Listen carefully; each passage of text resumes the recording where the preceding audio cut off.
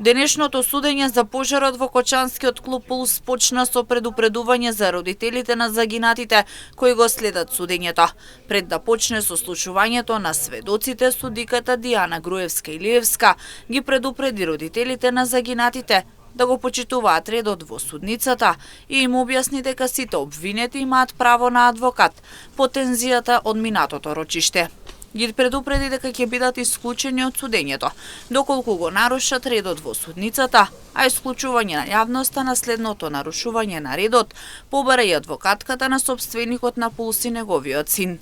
Таа во саботата побара сите надлежни органи да преземат мерки поради тоа што, како што кажа, нејзиниот лик бил злоупотребен и фотошопиран во небулозна форма на транспарент за време на маршот на ангелите во Кочани. Родителите на загинатите пак тврдат дека е неточно тврдењето дека на транспарентот била адвокатката.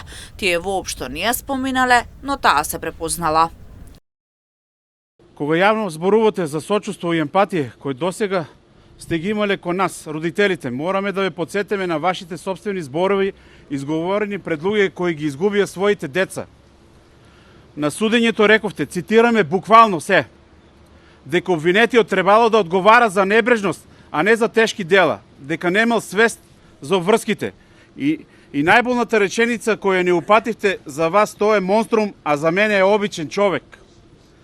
Тоа вие го кажавте лично пред нас родителите кои ги погреба своите деца. Тоа не е емпатија, тоа е суровост. Ако сега тврдите дека вашиот лик бил злоупотребуван во небулозна форма, тоа тврдење не е само неточно, тоа е потценување на нашата интелигенција.